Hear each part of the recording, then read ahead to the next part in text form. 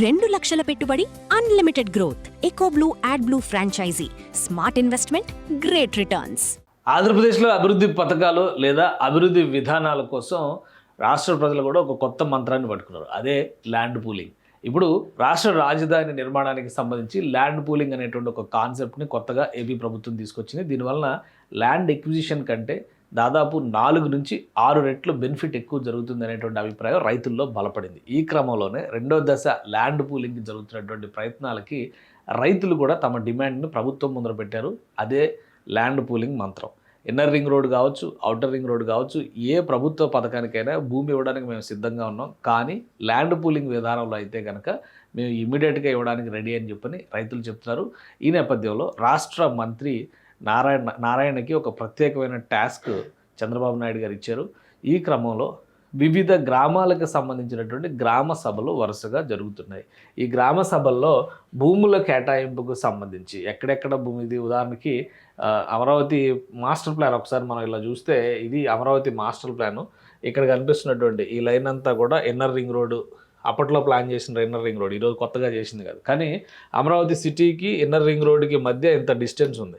So ఈ place మొత్తాన్ని కూడా అమరావతిలో భాగం చేస్తేనే అడ్వాంటేజ్ అవుతుంది అనేటువంటి ఆలోచనతో రాష్ట్ర ప్రభుత్వం ఉంది. అలానే రెండో దశ ల్యాండ్ పూలింగ్కి సంబంధించి ఇటువైపు smart industries development, sports city expansion, అలానే ఇక్కడ ఎయిర్పోర్ట్ అనేటువంటి ప్రణాళిక వస్తుంది. ఇక్కడి నుంచి ఇక్కడ రూట్ చూస్తే కనుక మనం అమరావతి రైల్వే లైన్ ప్రపోజల్ వస్తుంది. వీటన్నిటికి కలిపి ఈ ఏరియాలోనే ల్యాండ్ పూలింగ్ జరుగుతుంది. సో దీనికోసం ఇప్పుడు వివిధ దశల్లో లోకల్గా ఉన్నటువంటి రైతులతో, భూమి యజమానులు ఎవరైతే ఉన్నారో వాళ్ళందరితో వరుసగా మీటింగ్లు జరుగుతున్నాయి. ఆ మీటింగ్లకి సంబంధించి అంటే ల్యాండ్ ఎక్విజిషన్కి కావాల్సినటువంటి ప్లేసెస్ని ఐడెంటిఫై చేస్తూ ఈ గ్రామాలకు చెందినటువంటి బేతపూడి అటువంటి ఆ గ్రామాల చుట్టుపక్కల ఉన్నటువంటి గ్రామాలకు సంబంధించినటువంటి రైతులతో సమాలోచనలు జరిపారు. సో వాళ్ళందరూ ఇచ్చినటువంటి నినాదం ఏంటంటే ల్యాండ్ పూలింగ్కి మేము ఓటేస్తాం. అది ఇన్నర్ రింగ్ రోడ్ కావచ్చు, రైల్వే లైన్ కావచ్చు, ఇతర డెవలప్మెంట్ యాక్టివిటీస్ ఏవైనా కావచ్చు, ఇవ్వడానికి సిద్ధంగా ఉన్నాం. ఇంకోటి ఏంటంటే ఇటీవల కాలంలో సీడ్ యాక్సిస్ రోడ్డుకి సంబంధించి ల్యాండ్ ఎక్విజిషన్, మొదటి ల్యాండ్ ఎక్విజిషన్ రాష్ట్ర ప్రభుత్వం చేసింది. 2.7 ఎకరాల భూమి కోసం దాదాపు 7 కోట్ల రూపాయలు డిపాజిట్ చేసింది. దాంతో కంపేర్ చేసి చూసినప్పుడు ల్యాండ్ పూలింగ్ వలన ప్రభుత్వం చెబుతున్న మాట వాస్తవం, ఎక్కువ బెనిఫిట్ ఉంది. తొందరపడి లేదా మొండికేసి మొత్తానికే తెంచుకుంటే కనుక నష్టపోయేది మనమే అనేటువంటి కన్క్లూజన్కి రైతులు వచ్చినట్టుగా తెలుస్తుంది. ఈ క్రమంలోనే ల్యాండ్ పూలింగ్కి ఒక ప్రపోజల్గా అందరూ కూడా యాక్సెప్టెన్స్ చెప్తున్నట్టుగా తెలుస్తుంది. ఇటీవల ఒక 2-3 గ్రామ సభలో నారాయణ గారు నిర్వహించారు, మంత్రి నారాయణ గారు. ఆ గ్రామ సభలో ప్రత్యేకంగా ఈ మ్యాపుల్ని డిస్ప్లే చేసి మరీ రైతులకు వివరించారు. వీళ్ళందరూ ల్యాండ్ పూలింగ్కి సన్నద్ధంగా ఉన్నారు. సో వాళ్ళ కన్సెంట్ కూడా లెటర్ రూపంలో రాష్ట్ర ప్రభుత్వానికి ఇచ్చారు. సో ల్యాండ్ పూలింగ్ అంశం పైన ఇప్పుడు రాష్ట్ర ప్రభుత్వం క్లియర్గా ఒక పాలసీని డ్రాఫ్ట్ చేసి రైల్వే లైన్కి కావచ్చు, అవుటర్ రింగ్ రోడ్డుకి కావచ్చు, ఇన్నర్ రింగ్ రోడ్డుకి కావచ్చు, ప్రధానంగా వీటికే ల్యాండ్ ఎక్విజిషన్ అనేటువంటి ప్రతిపాదనలు ఉన్నాయి. మిగతా అంతా రెండో దశ ల్యాండ్ పూలింగ్ అంతా కూడా పూలింగ్ స్టేజ్లోనే జరుగుతుంది. కానీ ఈ ప్రధానమైనటువంటి ప్రాజెక్టులకు తీసుకునేటువంటి భూముల విషయంలో కూడా ప్రభుత్వం ల్యాండ్ పూలింగ్ దిశగా అడుగులు వేసేటువంటి అవకాశాలు కనిపిస్తున్నాయి. ప్రధానమైనటువంటి అంశం మంత్రి నారాయణ గారు వివరించిన దానిలో కీ పాయింట్స్ కూడా కొన్ని మనం చూడాలి. ఎమ్మెల్సీ క్వార్టర్స్కి సంబంధించి జూలై ఎండింగ్, ఆగస్టు 15లోగా బిల్డింగ్స్ హ్యాండ్ ఓవరింగ్ ప్రాసెస్ జరగబోతుంది. September first week or second వీక్లో ఆల్రెడీ రెడీ అయినటువంటి బంగ్లాలు హ్యాండ్ ఓవర్ చేసేటువంటి ప్రాసెస్లోకి వెళ్ళబోతున్నారు.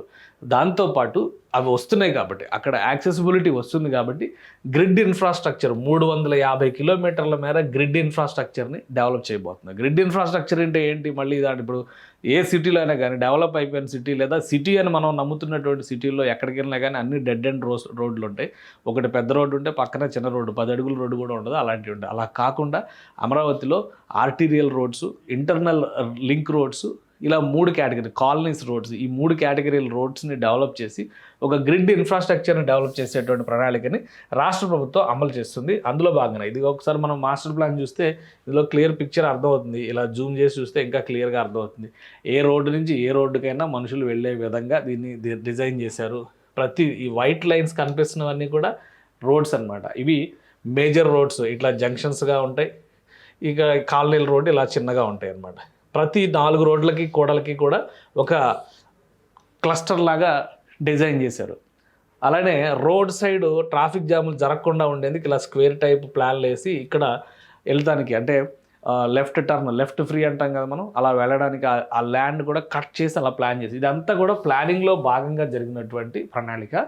సో ఇలా జరిగితే అసలు ట్రాఫిక్ కంజెషన్ అనేది ఉండదు. ఇక్కడికి పోవాలనుకోండి, మీరు ఇక్కడికి రీచ్ అవ్వాలనుకోండి, ఈ రోడ్లో నుంచైనా పోవచ్చు, ఈ రోడ్లో నుంచైనా పోవచ్చు, ఇటు నుంచి వచ్చి ఈ రోడ్లో నుంచైనా పోవచ్చు, ఎటు నుంచైనా వెళ్ళచ్చు. అందుకని ట్రాఫిక్ కంజెషన్ అనేది రాదు. దానికి తగ్గట్టుగా అమరావతి ప్రణాళికని డిజైన్ చేశారు. కాబట్టి ఈ ప్రణాళికని యాజ్ ఇట్ ఈజ్గా ఇంప్లిమెంట్ చేయాలంటే ఖచ్చితంగా రైతులు సహకరించాల్సిందే అని రాష్ట్ర ప్రభుత్వం కోరుతుంది. అందుకనే inner ring road, outer ring road, వీటన్నిటికీ సంబంధించి రైల్వే కనెక్టివిటీ, వీటన్నిటికీ సంబంధించి ల్యాండ్ పూలింగ్ సిస్టంలో భూములు ఇవ్వడానికి రైతులు సుముఖత వ్యక్తం చేసినట్టుగా సమాచారం ఉంది.